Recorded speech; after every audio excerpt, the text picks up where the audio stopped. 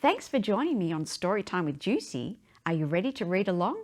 Sit back, relax, and let's go.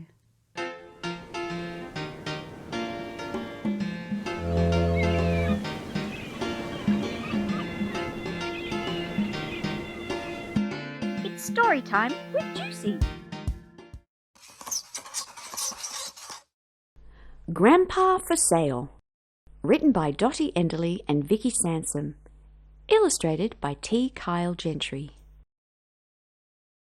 At Oldman's Antiques, Lizzie dusted the lamps, the books, the clocks, and the spindly tables. She even dusted the bald spot on Grandpa's head as he smoothed on a Louis XVI settee. The tiny bell over the door tinkled as a woman breezed in. Her pink stolen suit matched the miniature poodle in her arms. Lizzie had never seen anyone with hair so tall. The woman peered at Lizzie through rhinestone glasses. "You seem quite young to be running such an establishment." "I'm watching the store until my mother comes back," Lizzie said. After all, she was quite capable of running such an establishment. For 10 minutes anyway. "I'm Mrs. Bradley Larchmont the Third, and this is Giselle."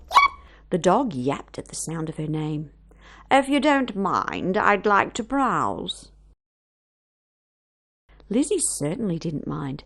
That's all anyone ever did in Oldman's Antiques. Mrs. Larchmont inspected each item with a gloved hand. "I'll take this," she said, tossing Lizzie a fringed silk pillow. "And this," handing her a vase. "And I simply can't live without this," stacking on a lamp.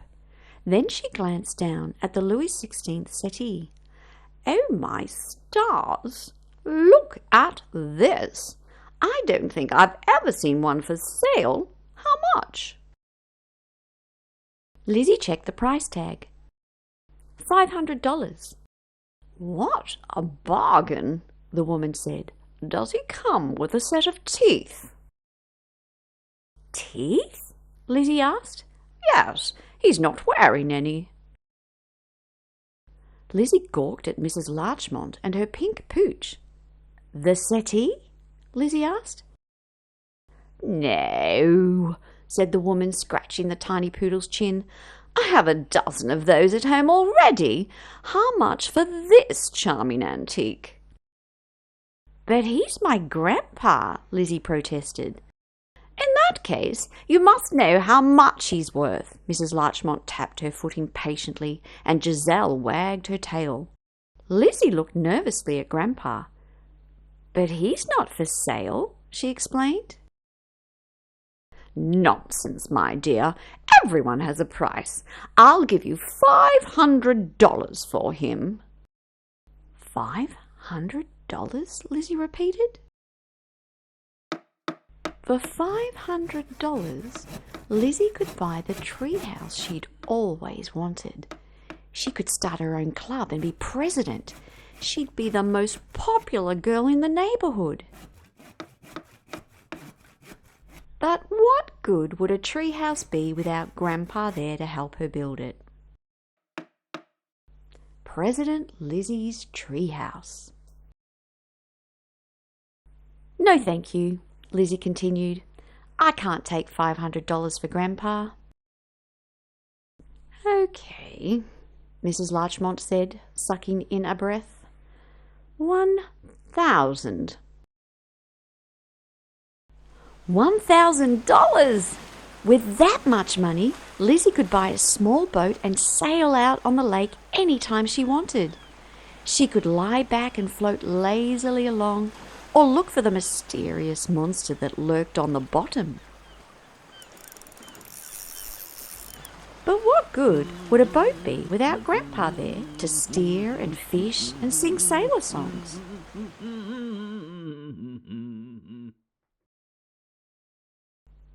"Sorry, no," Lizzie replied. Mrs. Larchmont lifted one thin eyebrow. Giselle lifted her ears. "So, you want to bargain, do you? Very well. $5,000.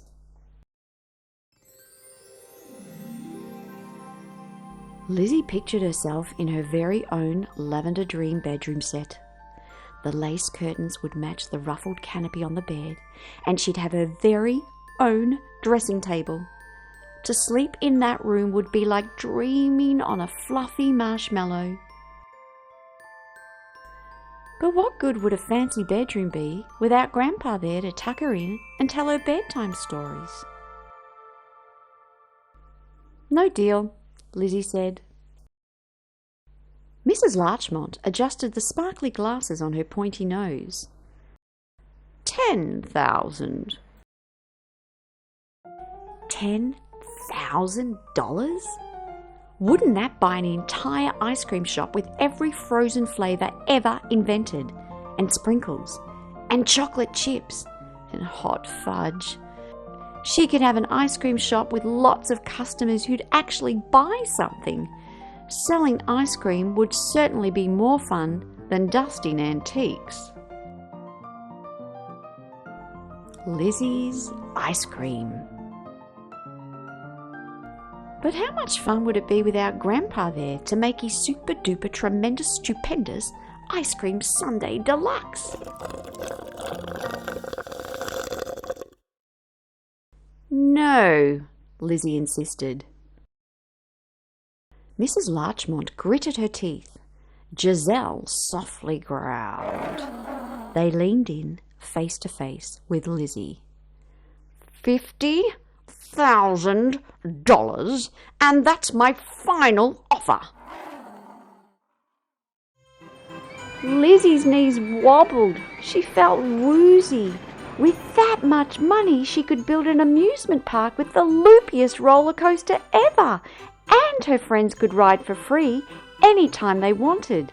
Lizzie dwelled on this vision for a full minute. Zoom down the screaming mountain. But what good would an amusement park be without Grandpa there to scream the loudest? Lizzie took a deep breath and leaned in too. Mrs. Larchmont, she announced, not everyone has a price, and not everything is for sale. Mrs. Larchmont stamped her foot. Well, if I can't buy everything I want, then I won't buy anything at all. And she swept out the door in a furious huff.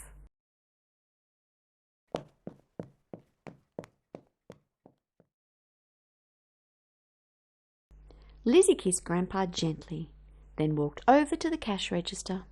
Smiling, she pushed the big red button.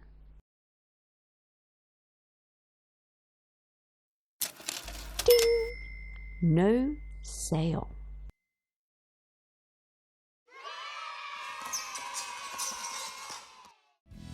Join us next time when we read Amira's Suitcase on It's Story Time with Juicy.